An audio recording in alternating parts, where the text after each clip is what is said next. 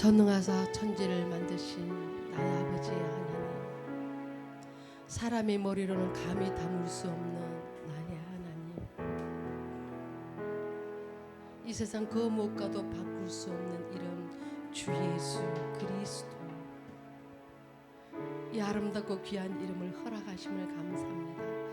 주님의 택한 백성들에게 주님의 이름을 부르고 싶어도 부르지 못하는 많은 영혼들이 있습니다.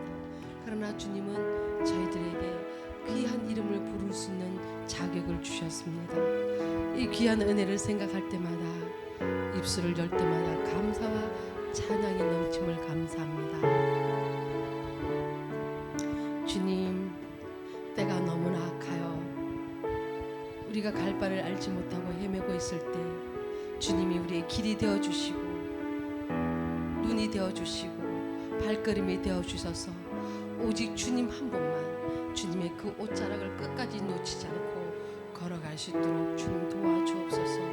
오직 주님 외에는 어떤 방법도 없음을 압니다. 오직 주님만이 길이요 진리요 생명 되십니다. 주님이 이 땅에 하나님의 교회들을 정말 주님 이름으로 맡깁니다.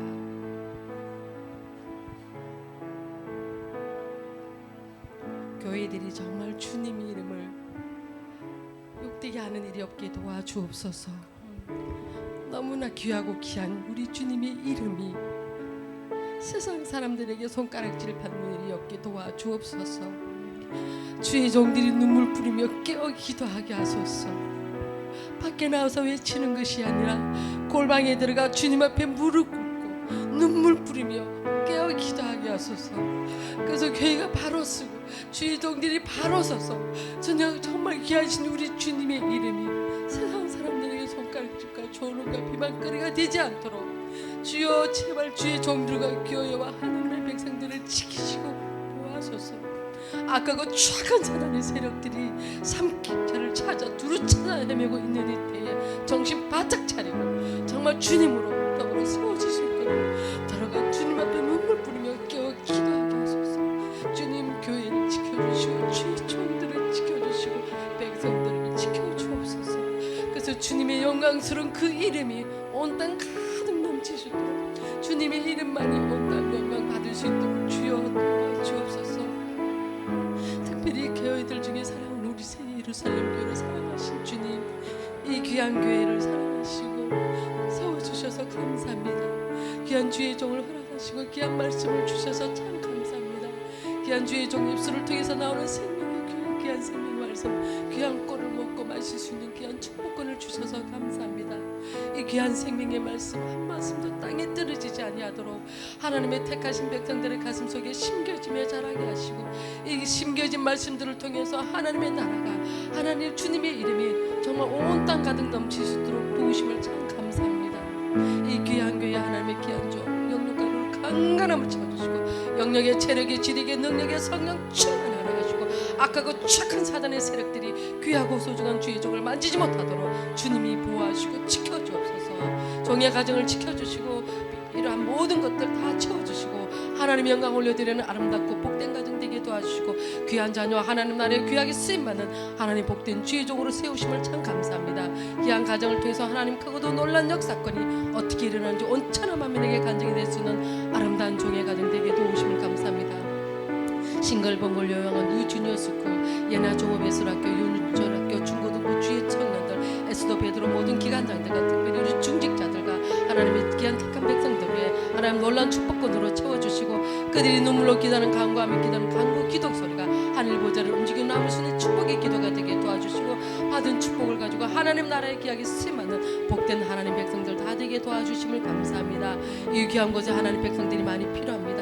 하나님의 택하신 백성들이 이곳에 많이 보내주셔서 귀한 백성들을 통해서 주님의 나라를 땅끝까지 세워가는 데 귀하게 쓰임받는 많은 일꾼들을 이곳에 가득 채워주심을 참 감사합니다. 귀한 교회와 아름다운 주님의 귀한 교회와 귀한 말씀과 귀한 성도들과 귀한 지체들과 귀한 교회 생활을 허락하신 주님께 늘 감사하며 말씀을 증가하시는 주의 종 영육간으로 간절함을 채우심으로 붙들어 주심을 감사하며 사랑하며 기도하자는 주님 기도까지 주님께 온전히 맡기며 감사하며 기도드려 사옵나이다.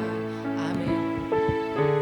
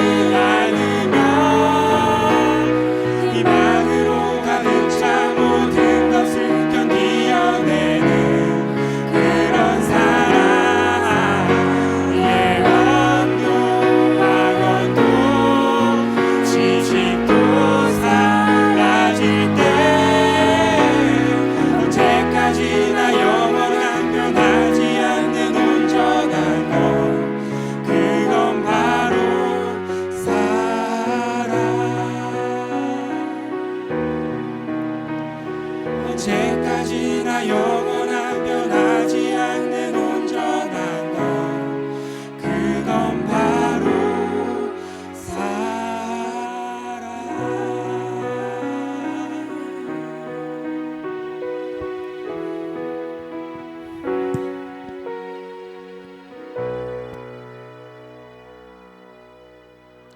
아멘. 우리 하나님께 영광의 박수. 할렐루야.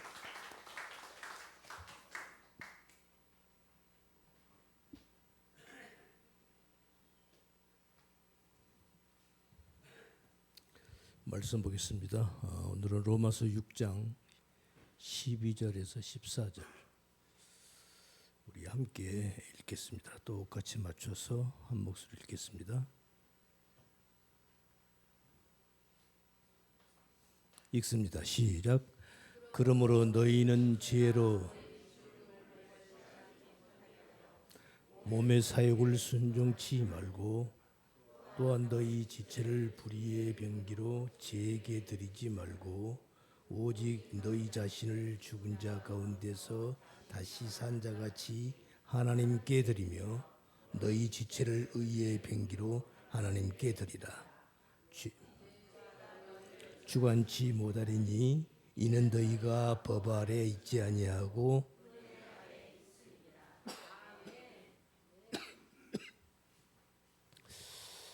전번에 몸의 사욕에 대해서 설명을 한번 드린 것 같습니다.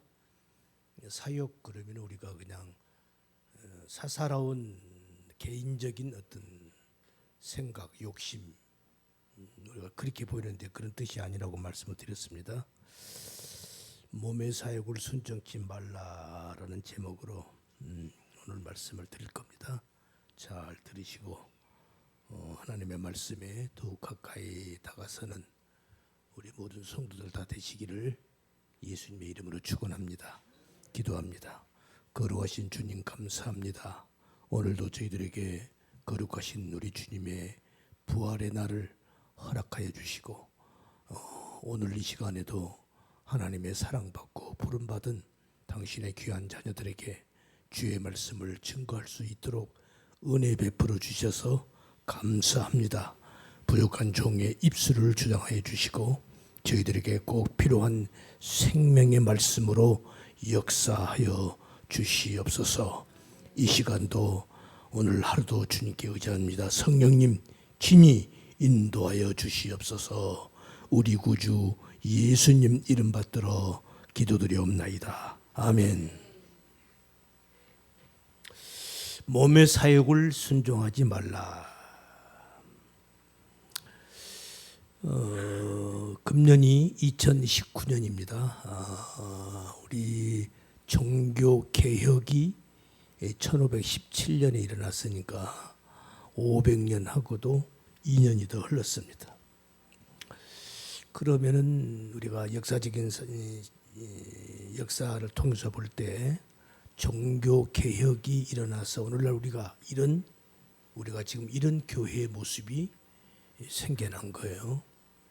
그리고 종교 개혁이 일어나기 전 지난날에 그대로 교회의 모습을 유지하고 있는 게 오늘날 가톨릭 성당이고요.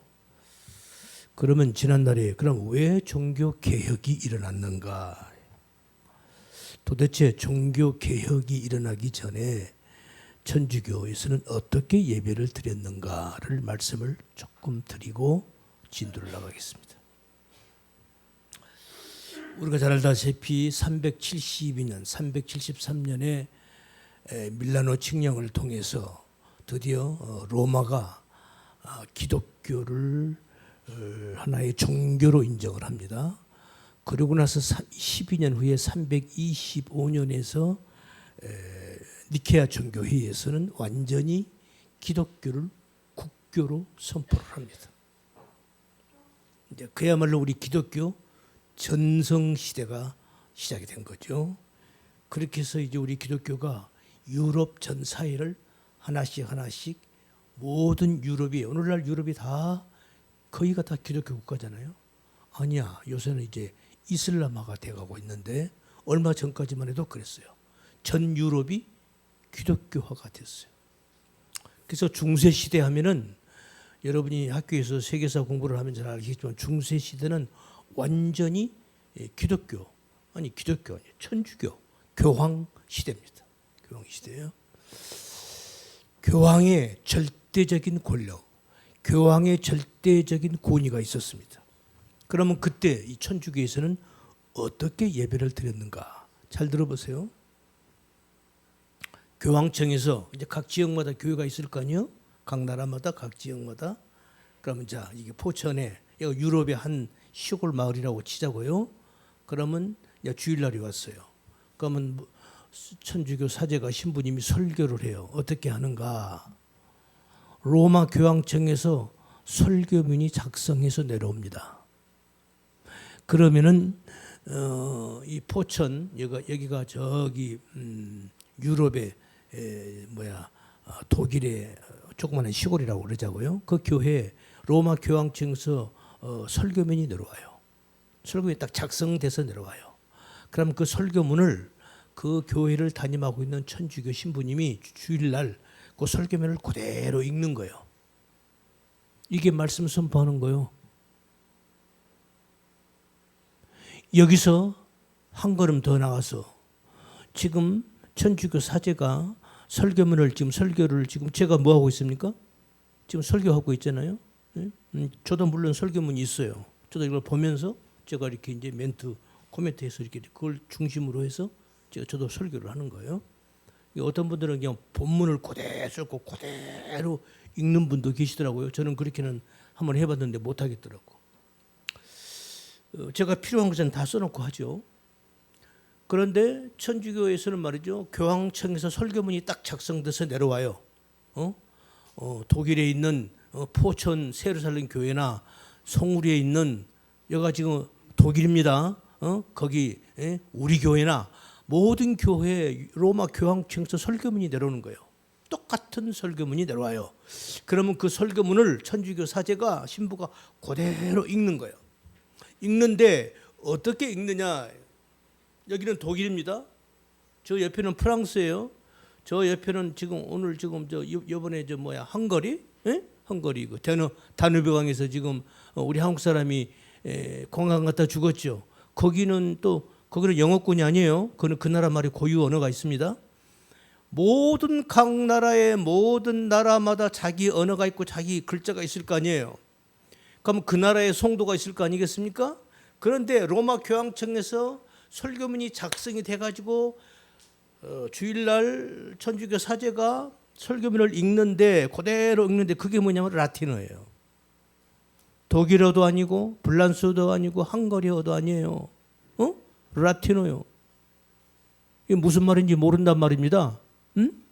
라틴어를 전문적으로 공부한 학자들이나 라틴어를 조금 알을까? 일반 백성들이 라틴어를 어떻게 알아요? 라소파뇨라, 라틴어로 천주교 사제가 설교문을 읽는데 성도들이 그걸 어떻게 알아듣냐고요? 알아듣는 성도가 하나도 없어요. 그냥이라고 앉아 있는 거요. 성도들이. 이해가 되십니까? 지금 상황이? 그리고 천주교는 지금도 그래요. 그러니까 지금은 이제 각 나라 말로 설교를 하더만. 그러니까 종교 개혁이 일어나기 전까지 그렇게 예배를 드렸어요. 응? 그렇게 예배를 드린 거예요. 그래가지고 미사 때마다 그 주일마다 언제나 성찬식을 해요. 성찬식은 지금도 해요. 매주마다 성찬식을 해요. 그러니까 성도들은 나와서 회중들은 나와서라고 앉았다가 알아듣지도 못한 말을 한 시간 동안 듣고 있다. 그다음에 성찬식 떡과 포도주, 천주교 사제가 떡을 떼어주고 포도주를 그걸 받아 먹고 그러고는 미사가 끝나는 거예요. 그게 신앙생활이요? 그게 예배요? 응? 자, 그럼 뭐예요? 그러면 성도들 머릿속에는 뭐가 있겠어요? 머릿속에 뭐가 있겠냐고. 오늘날로 말하면 뭐가 없는 거예요? 뭐가 없는 거예요? 어려운가요? 제가 지금 영어로 말하는 게 아닌데, 응? 말씀이 없는 거예요. 진리가 없는 거란 말입니다. 알아듣지도 못한 말을 몇백 년을 일하고 앉아서 듣고 있는 거예요. 성도들이. 그걸 성경에서는 뭐라고 그러죠? 성경에서는 이렇게 말을 해요. 저는 제가 요 역사적인 기록을 이렇게 보다가 이 생각이 퍼뜩 났어요. 에? 어떤 생각이 났냐면은 고린도 교회에 사도 바울이 이런 말을 하죠. 교회에서 말이죠. 방언을 해요. 사도 바울은 가능한 방언하지 마라. 할 수만 있다면 뭘 하라고 그래요? 방언하지 말고 뭘 하래요? 애언을 하라고 그래요. 성도들에게 방언을 하지 말라는 게 아니에요. 가능한 하면 방언이 필요 없다는 말이 아니에요. 오해하지 마세요. 가능한 하면 성도들은 방언보다는 애언을 하려고 노력을 해라 이렇게 말을 해요. 왜 그러죠? 방언을 어떻게 해요? 지금도 방언하잖아요. 교회에서 랄랄랄랄랄랄랄랄랄랄. 내가 엊그저께도 이제 우리 동기들 모임에서 이렇게 이제 예배를 드리는데 내 옆에 앉은 목사님이 기도를 이제 우리 동기 목사님들의 모임은 이제 일단 예배를 드리거든요.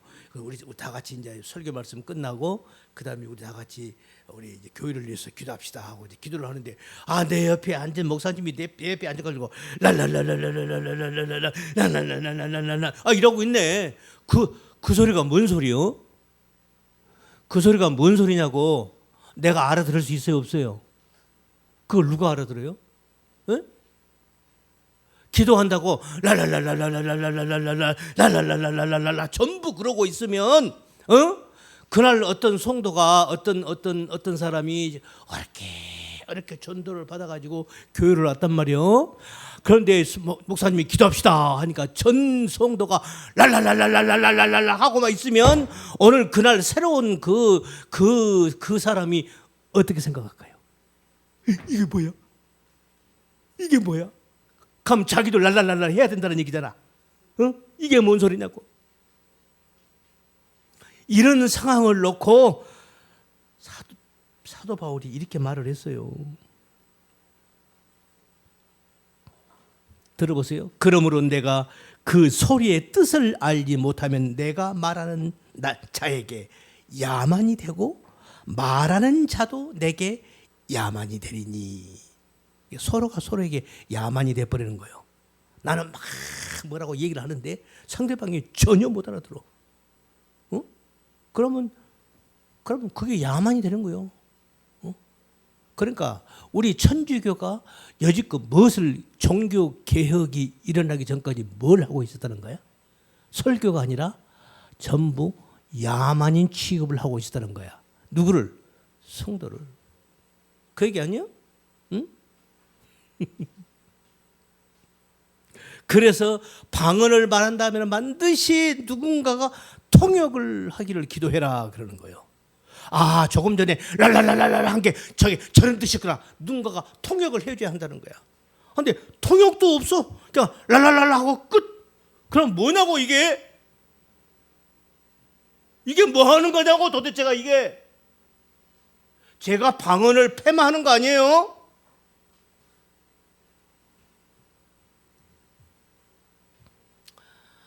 종교 계획이 1517년에 종교 마르틴 루터 신부가, 이거 신부님입니다. 신부님이 종교 계획을 이렇게 시작한 거예요.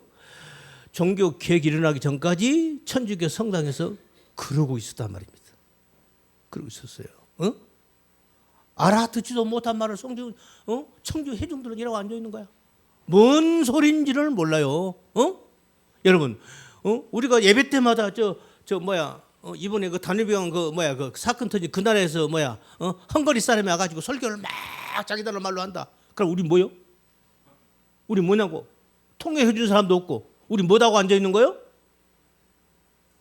마치 이런 꼴이 됐단 말입니다.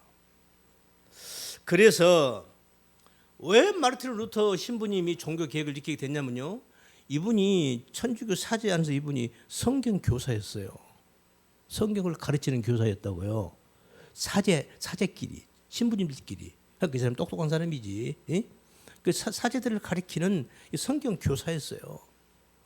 물론 청중들도 가르쳤고 회중들도 가르쳤고. 그런데 자기가 성경을 읽어보니까 그러니까 구원이라는 것이, 그러니까 보세요. 그러니까 회중들은 아무 내용도 영문도 모른 채 그냥 앉아 있는 거예요. 그래서 그때 당시는 그러니까 지금 우리나라 성경이 있잖아요. 지금은 각 나라마다 다 성경이 자기 나라 영어 성경, 뭐 일본 사람은 일본어 성경, 중국 사람은 자기 한자어 성경, 각 나라마다 성경이 다 있어요. 근데 그때는 각 나라마다 성경이 없어요. 그냥 라틴어만 가지고 천주교 신부들만 전문적으로 아주 공부를 라틴어 교육을 한 사람들만이 성경을 읽고, 그것도 회중들도 알아듣지 못해 라틴어로 설교를 해버리는 거예요. 그러니까 누구만 알아듣는 거야? 신부들끼리만 알아들었겠지. 그랬을 거 아니요? 회중들은 전혀 알지도 못했어요. 자, 그러니까 회중들은 기껏해야 예배 나와서 떡과 포도주 받아 먹고 받아 마시고, 그리고는 이제 일상 속에서 천주교 오늘도 그러죠. 지금도 그래요. 모든 것은 내 탓이요. 모든 일은 내 탓으로 돌리라는 거야. 어때요? 좋아요, 안 좋아요? 좋은 것 같죠? 남 탓하면 내 탓하라는 거예요. 내 탓이요, 내 탓이요. 그렇게 외치면서 그저 착하게 살아가는 데다만 집중을 하게 된 거예요. 그럴 거 아니겠어요?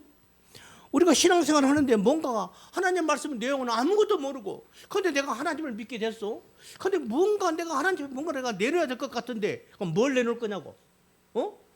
아는 것은 아무것도 없고 진리의 말씀 하나도 못 알아먹고 뭔 내용이 뭐가 뭔지 하나도 모르는데, 근데 내가 교회는 다녀. 근데 내가 하나님을 믿는다고 하는데 뭔가 내가 하나님 앞에 뭔가를 내놓아야 할 거 아니야?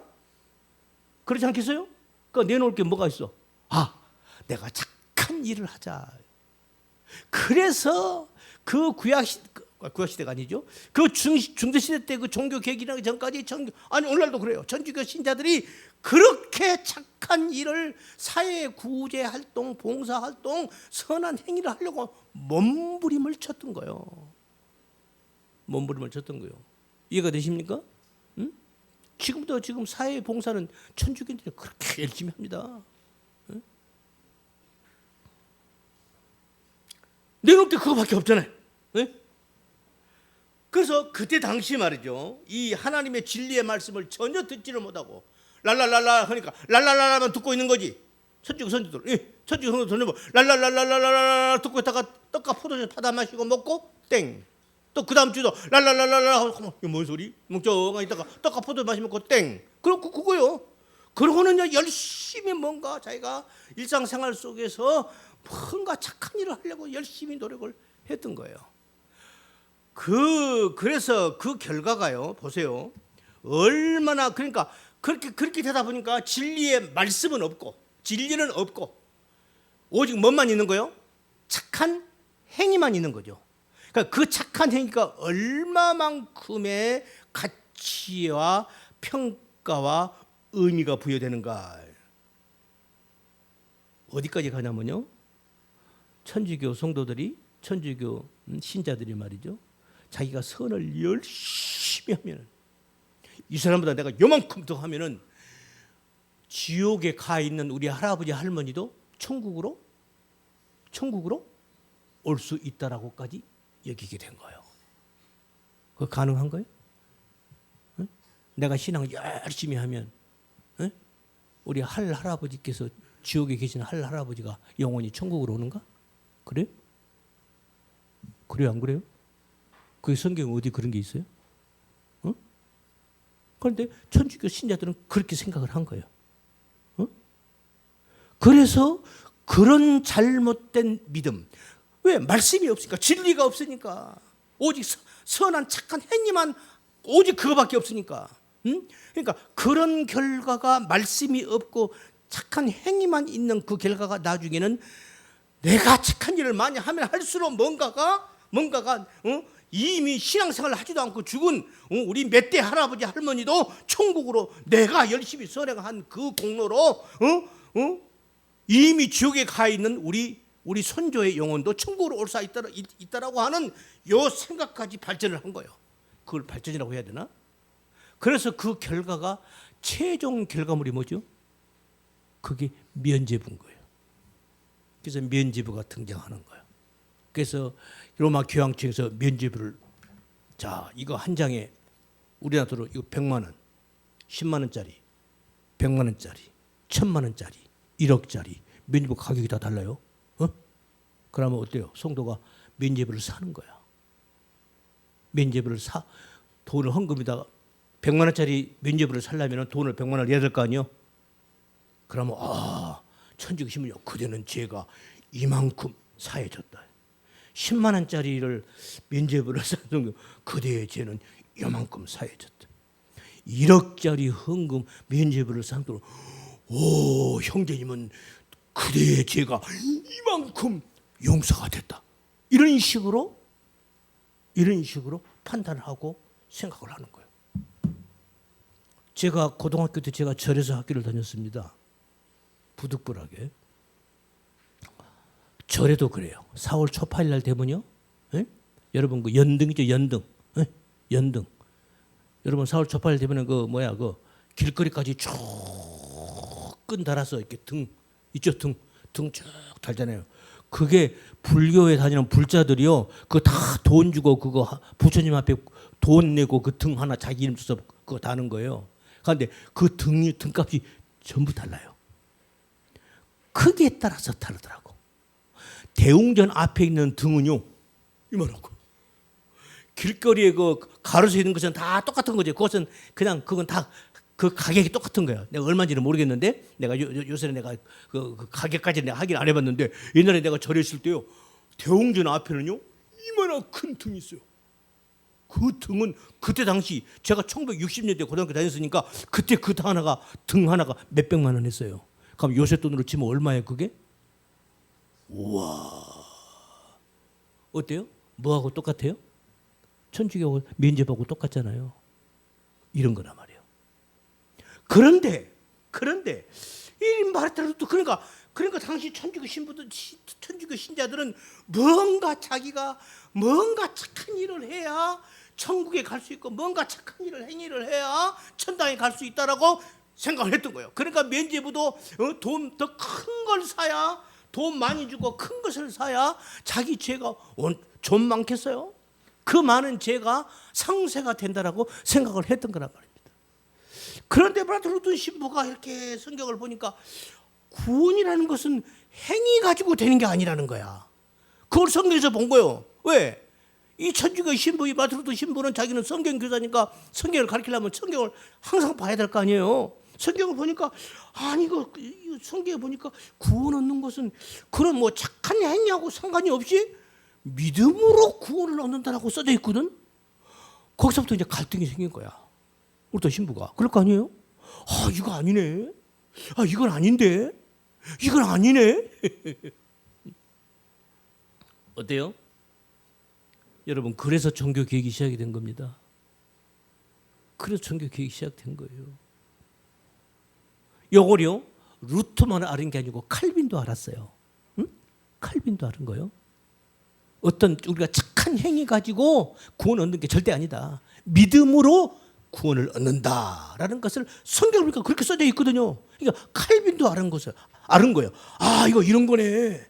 그러면 지금 천주교에서 지금 그들은 교회가 천주교밖에 없으니까 지금 교회에서 하고 있는 게 이게 그럼 이게 뭔가 성경과 안 맞네라는 결론을 내린 거예요. 자, 우리 천주교인 빼고 오늘날 우리 교인들 중에 우리가 구원은 믿음으로 구원한다는 거 모르는 사람도 있습니까? 이제 우리 다 알잖아요. 그죠? 이제 이거 우리 모르는 사람 없어요. 그죠? 다 알아요 이제. 예? 다 안다고. 한번 볼까요? 응? 그 내용이 뭔가? 어디가 있나 그 말씀이. 보세요. 이게 에베소서 있죠. 에베소서 한번 봅시다. 에베소서 그냥 들으세요. 제가 읽을 테니까 한번 따라서 하세요. 너희가 그 은혜를 인하여 따라서 하세요. 시작. 너희가 그 은혜를 인하여 믿음으로 말미암아 구원을 얻었나니 이것이 너희에게서 난 것이 아니요 하나님의 선물이라. 구원은 뭐요? 하나님의 선물이라. 선물한 건 뭐요? 내가 무엇을 열심히 한 대가요? 아니요. 그냥 공짜로 받았다 이 말이에요. 그러니까 선물이죠. 행위에서 난 것이 아니니 이는 누구든지 자랑치 못하게 함이니라. 이거예요. 우리의 행위로 구원을 얻으면 전부 하나님 나라에 와서 뭐라고 할 거예요? 나 이거 했는데요. 예를 들어서 우리 한주호가 딱 천국에 가지고 하나님, 예수님, 너 이만큼 하고 왔습니다. 그러니까 바로 옆에 있던 동생 한주생이 아니 하나님 나는 이만큼 했는데요. 내가 우리 형님보다 더 많이 했는데요. 내가 한 몇 년 더 많이 살았거든요. 더 많이 했는데요. 그러니까 형이 뭔 소리야 내가 더 많이. 그 다음에 또 조금 있으니까 또 누가 와 혜진이가 오더니 하나님 저는요 이따만큼 했거든요. 전부 하나님 앞에서 전부 뭐 할 거예요? 뭐 하겠어요? 전부 지가 더 많이 했다고 서로 자랑하느라고 나중에는 뭐 네가 더 많이 해서 내가 더 많이 했지 서로 지가 많이 했다고 박 터지게 싸울 거 아니겠어요? 그러겠어요? 안 그러겠어요? 아니 그러겠어요? 안 그러겠어요? 하나님이 이걸 아셔요. 그러니까 아예 처음부터 우리 인간에게 자랑거리를 아예 차단시킨 거예요. 구원은 그렇게 되는 게 아니야. 하나님이 전부 해버리는 거예요. 그리고 우리 구원받은 우리들은 그 사실을 이 놀라운 하나님의 은혜를 깨닫고 하나님 앞에 아이고 하나님 감사해요만 나오게끔 하나님은 그렇게 만드시는 거예요. 안 그러면 천국이 아니라 이것은 난장판이 될 판이거든. 하나님이 그걸 뻔히 하시는데 그걸 그렇게 하시겠냐고요. 바로 그런 거예요. 그런 거예요. 천주교 얘기가 나왔으니까 얘기 조금 더 합시다. 어차피 우리가 하나님의 말씀을 우리가 자꾸 듣고 여러분 마음속에 정리를 하시고 하나씩 그 개념을 잘 이해를 하셔야 되니까. 그래서 이 천주교 마르틴 루터 신부가 종교 개혁을 이렇게 시작을 했어요. 그 시작을 하면서 특히 이 성찬식 있죠. 성찬식에 대해서 심각한 문제를 마르틴 루터가 문제제기를 한 거예요. 이건 아니다. 이건 너무나도 이건 얘기가 성경과 다르다. 천주교에서는요. 성찬식을 어떻게 하냐면은 성찬식을 어떻게 이해를 하고 있냐면요. 소위 화채서라고 합니다. 화채서. 잘 들으세요. 이런 것은 기본적으로 알고 계셔야 돼요. 우리 성도라면 천주교에서 성찬식을 우리 성찬 하잖아요. 떡과 포도주를 나누죠. 예? 예, 떡을 나누고 포도주를 그걸 하는데 천주교에서는 어떻게 그 성찬식을 어떤 개념으로 이해를 하고 성찬식을 하는가? 제가 역사적으로 조금 이렇게 좀 책을 이렇게 좀 들춰봤어요. 봤더니 초대교회 때부터 이미 이 성찬식에 대해서 문제가 이런저런 학자들 간에 서로 의논이 있었어요. 그리고 쭉 내려오다가 결국에는 1059년에서 어떤 사람이 아주 지금 오늘날 천주교에서 말하는 성찬식에 대한 고백을 했어요. 그것을 1215년에 완전히 교리로 못을 박더라고요. 뭐냐면은 이거요. 이 천주교에서 그들이 이해하고 있는 성찬식이 뭔가. 자, 떡과 포도주를 딱 천주교, 내가 천주교 신부님이에요. 떡과 포도주를 딱 주일날 이렇게 이제 미사를 하잖아요. 딱 올려놓고. 그러면 회중들이 한 사람 쭉 줄을 서 나와요. 나와요. 그러면 떡을 우리는 어때요? 우리는 성찬식 할 때 우리 성찬위원들이 가서 이렇게 떡을 주고 그 떡을 간이 하나씩 들죠. 그럼 잔도 이렇게 보면 잔도 하나씩 자기가 떡도 집어서 먹고 잔도 이렇게 하잖아요. 천주는 그러지 않아요? 떡도 회중이 자기가 못 들어요. 하면은 신부님이 넣어주는 거예요. 포도주도 마찬가지야. 본인이 못 마셔요. 왜 그런 줄 아세요? 이제 그러니까 이런 게 괜히 나오는 게 아니에요. 천주교에서는 이렇게 생각하는 거예요. 그 떡과 포도주를 지금 성찬식 할 때 그 떡과 포도주를 어떻게 받아들이냐면은 실제적인 지금 이 떡은 예수님의 실제 살이라는 거야. 그리고 이 포도주는 예수님의 진짜 피라는 거예요. 이걸 화채설이라고 합니다. 왜 이런 생각을 천주교인들이 했는가? 예수님께서 살아생전에 십자가 지시기 전에 12제자들을 모아놓고 마지막 최후의 만찬을 하잖아요. 그때 예수님께서 이렇게 말씀하셔요. 들어봐요. 예수께서 떡을 떼어 축복하시고 가라사대 제자들에게 주시며 이르되 받으라 이것이 내 몸이니라 하시고 또 잔을 가지사 감사 기도를 하시고 그들에게 주시니 이를 다 마시매 이르시되 이것은 많은 사람을 위하여 흘리는 나의 피 곧 언약의 피니라 이 말씀을 하시단 말이에요. 그러니까 천주교 사제들 신부들이 얼마나 순진해요. 봐라 예수님께서 떡을 당신의 몸이라고 살이라고 얘기했지 않았느냐. 그리고 포도주 봐라 예수님께서 그러시느냐. 이건 내 피다. 그러니까 이게 예수님의 피라는 거야. 그리고 이 떡은 예수님의 살이라는 거예요. 이렇게 받아들이는 거예요. 에? 여기에 동의하신 분만 아멘. 이제 큰일 났네. 아멘이 나와버렸어. 응? 이게 이래서 문제요. 응? 아니 여기 있는 이 떡이 어떻게 해서 예수님의 진짜 살이 되는 거요? 여기 있는 이 포도주가 어떻게 해서 이게 예수님의 살이 되냐고요? 응? 그런데 천주교들이 그걸 그렇게 받아들이는 거예요. 그게 어떻게 변하느냐? 그러니까 천주교 사제가 신부님이 다 떡과 포도주를 넣고 기도할 때 그때 그 순간에 이 떡하고 이 포도주가 예수님의 진짜 살과 진짜 피로 변한다는 거야.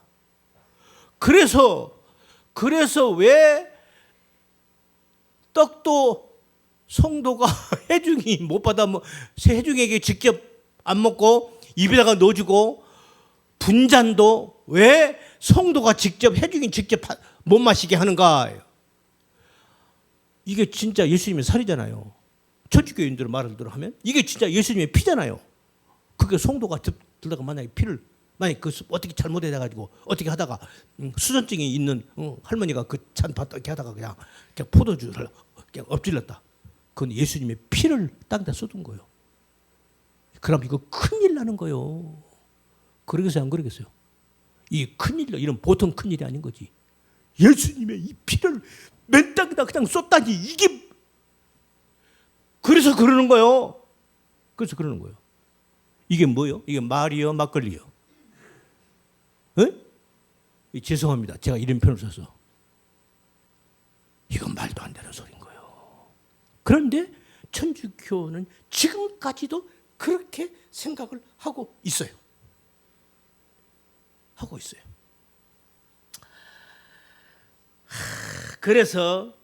그러니까 천주교에서 공식적인 이건 제가 일부러 내가 지금 적어왔어요. 공식적으로 이렇게 말하면 천주교에서 이렇게 말해요. 성찬식 할 때 그 떡과 포도주 이렇게 말해요. 물질이 몸으로 실제로 필요한 빵과 포도주가 예수님의 몸과 피로 실제로 변화한다는 거예요. 들어보세요. 성별된 떡과 포도주는 언제 성별됐죠? 여기다 올려놓고 사제가 기도할 때 그때 딱 구별이 된 거예요. 성별된 떡과 포도주는 우리 주 예수 그리스도의 참된 몸과 피인 것이다. 이것은 예수님의 몸과 피의 예전 하나의 의식이 아니다. 그리고 몸은 실제로 사제의 손에 취급되어서 신자에 의하여 깨물어 부스러뜨리는 것이다. 그러니까 지금 쉽게 말하면요, 지금 이 자리에서 예수님이 십자가에서 지금 실제로 살을 찢고 피를 흘려서 죽는다는 거야. 그 말이에요. 무슨 이해가 되시죠? 그러면 이제 어떤 문제가 발생하는 거죠? 성경하고. 그러니까 예수님은 천주교 식도로 말을 하면은 예수님은 지금도 매주마다 각 교회에서 예수님이 오셔서 실제로 예수님이 당신의 살과 피를 또 찢고 또 피 흘려서 매주마다 예수님은 십자가에서 죽고 계시는 거예요. 그런 말이 돼야 안 돼요. 이런 논리가 돼버리는 거예요. 그런데 성경에 그런 말이 어디 있어요? 성경에서는 히브리서의 말씀이 있죠. 예수님은 십자가에 2000년 전 골고다 언덕에서 십자가에서 그때 십자가 죽으실 때 모든 제사를 단번에 완성 끝냈다 그러시잖아요. 아멘. 그러니까 이제 다시는 예수님이 또 피를 죽을 이유가 있어요, 없어요? 없어요. 제사가 다 한 번에 단칼로 완성을 시켰단 말입니다. 시킨 거예요. 그러니까 예수님이 오시기 전까지는 구약 시대 때 이스라엘 히브리인들은 자기가 죄를 지으면 뭘 가지고 와서 피를 흘렸죠? 양을 끌고 와서, 염소를 끌고 와서, 돈 있는 사람은 송아지 끌고 와서 그 제물을 피를 흘려서 뿌리고 포를 떠서 불을 태우고 해서 제물을 드렸던 거예요. 그러니까 그것은 예수님의 십자가의 죽음을 하나님께서 이스라엘 백성들에게 교훈하기 위한 하나의 방법이었죠.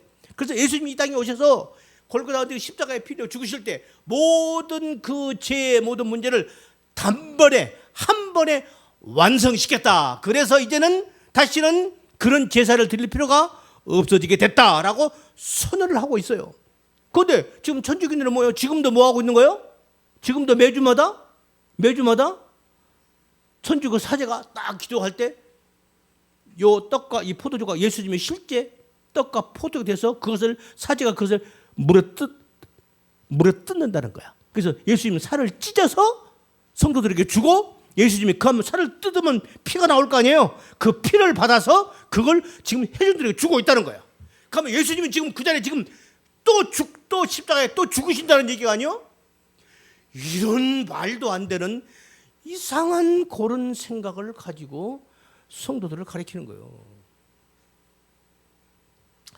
그러니까 이런 얘기가 나오니까 어거스틴 같은 분은요, 야 그게 아니야, 그건 하나의 상징이야 라고 얘기를 한 거예요. 그건 하나의 상징이지 그게 무슨 그 떡과 포도주가 어떻게 예수님의 살과 피가 되냐 얘기를 한 거예요. 그러니까 그건 벌써 어거스틴은 이 사람 구약시대 때 사람이잖아요. 그러니까 1517년에 마르틴 루터 신부가 종교 개혁을 일으킬 때 이거 성찬식 잘못됐다. 거기서 마르틴 루터는 이렇게 얘기를 해요. 그걸 지금까지 말한 카톨릭의 화채설이고요. 화채 몸이 됐다 그런 뜻이에요. 뭐가? 떡이 예수님 몸이 됐다는 거야. 이 떡이 예수님 몸과 똑같았다는, 그래서 화채설이라고 학자들이 이름을 붙였고요. 그 다음에 거기에 이제 종교 개혁을 일으켰던 이 마르틴 루터 신부님이 뭐냐면 성찬식은 그런 게 아니야. 뭐라고 이렇게 얘기를 합니다. 들어보세요. 화채살처럼 물질이 변한다는 개념이 아니라 이 떡이 예수님의 실제 살로 변하는 그런 거 아니다. 그런 게 아니라 예수님의 현현과 물질이 함께 존재한다는 것이다. 여기 여러분들이 조금 어려울 수 있어요. 이제 이걸 마르틴 루터의 공제설이라고 합니다. 따라서 공제설. 함께 공자, 제자 존재한다. 함께 존재한다 이런 뜻. 그래서 학자들이 공제설이라고 이름을 붙였어요. 공제설. 그러니까 오늘날 루터교는 지금도 공제설에 입각해서 성찬식을 드려요. 루터교 있잖아요. 우리나라도 루터교 있죠. 그러니까 루터교에서는 공개설 그런 생각으로 하나님께 주일에 성찬식을 하는 거예요. 그게 무슨 말이냐면은 이거 조금 더 들어봐요. 그러니까 루터는 칼빈은 이것을 그거 아니야. 그러니까 칼빈 선생은 천주교의 하체설은 당연히 아니고 지금 루터가 말한 그것도 아니다라고 얘기를 한 거예요. 잘 들어보세요.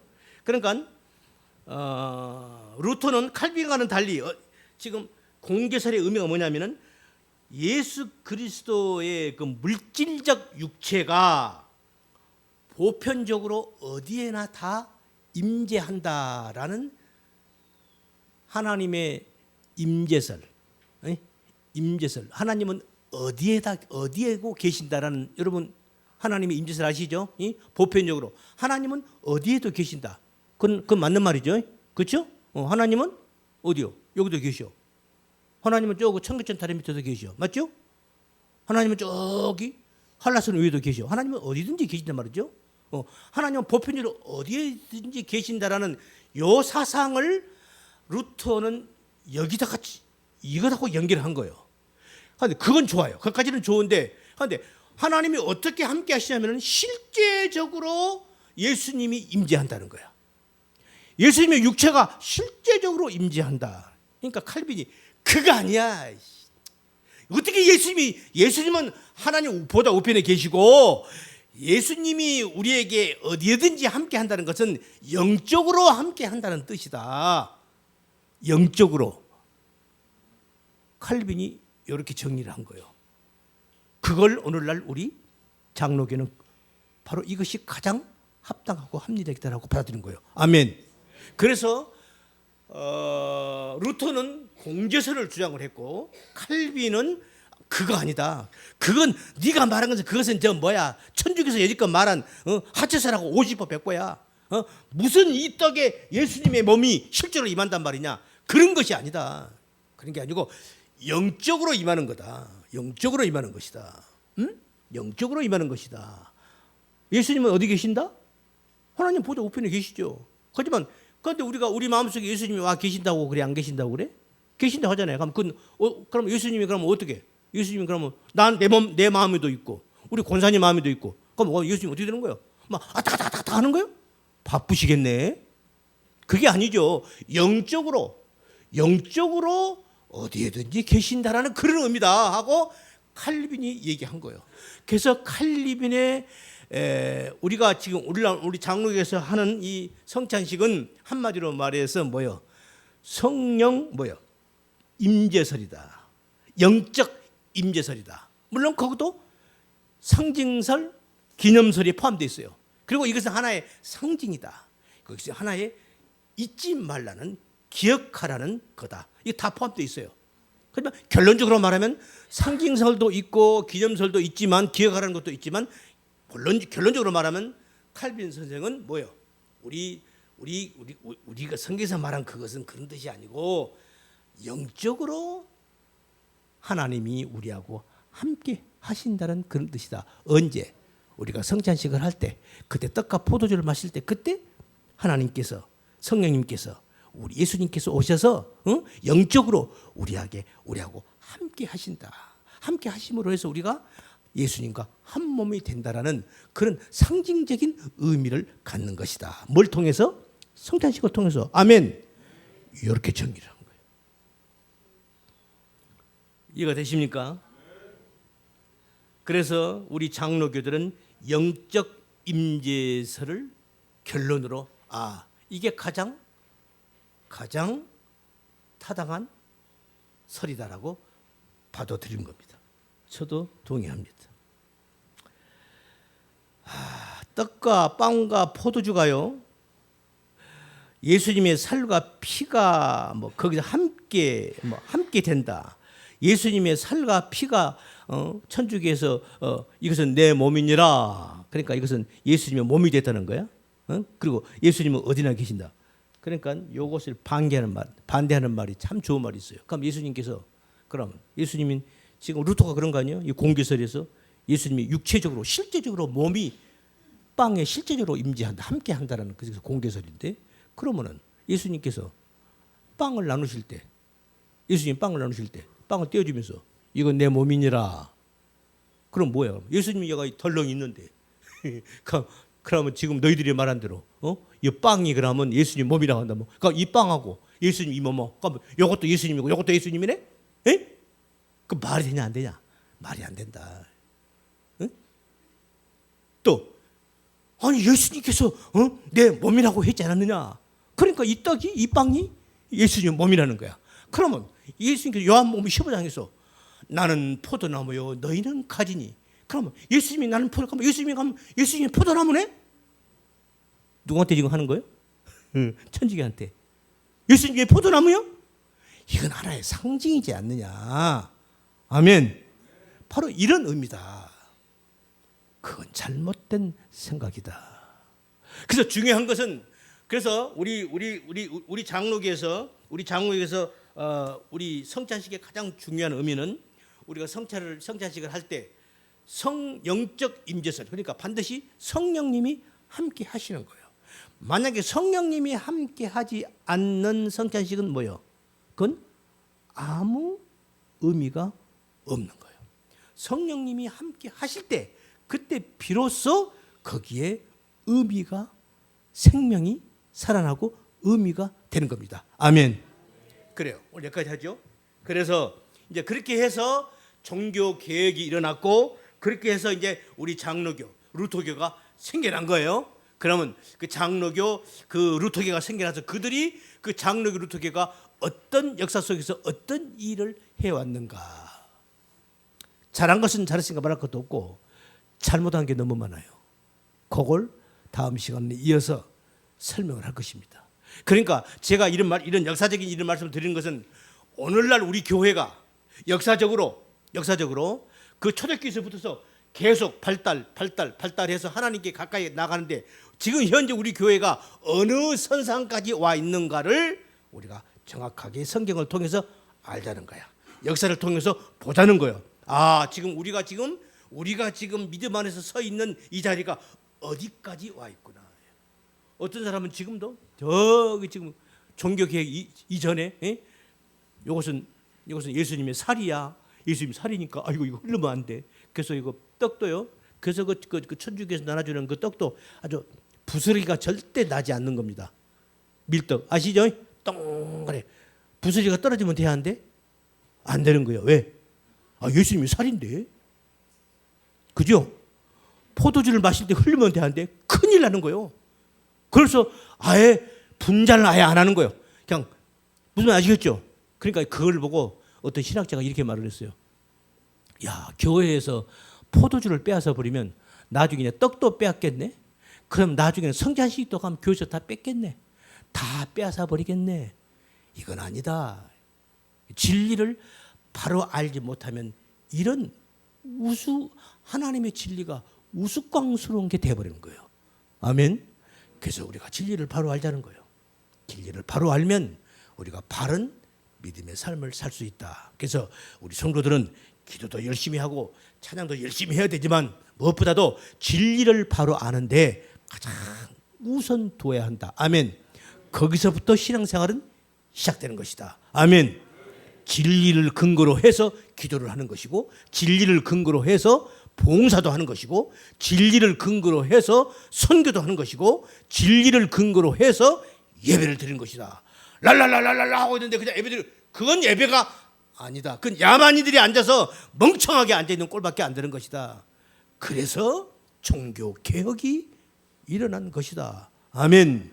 그래서 우리 장로교가 이렇게 멋있게 탄생한 것이다. 우리는 그런 자부심을 가지고 우리 하나님께 감사하면서 우리가 진리의 말씀을 따라가는 우리 모두가 다 되시기를 예수님의 이름으로 축원합니다. 기도합니다. 걸어가신 주님 감사합니다. 오늘도 저희들에게 귀한 시간 주시고 아버지 하나님께서 허락하신 귀한 말씀들을 증거하게 해주셔서 감사합니다. 오늘 이 시간도 증거한 이 말씀 한 말씀도 땅에 떨어지지 아니하고 우리 성도들 가슴속에 잘 심겨져서 하나님의 그 진리의 말씀 따라 살아가는 거룩한 천국 백성으로 지어져가는 아름다운 하나님의 아들 딸들 다 될 수 있도록 은혜를 베풀어 주시옵소서. 우리 구주 예수님 이름 받들어 기도드리옵나이다. 아멘.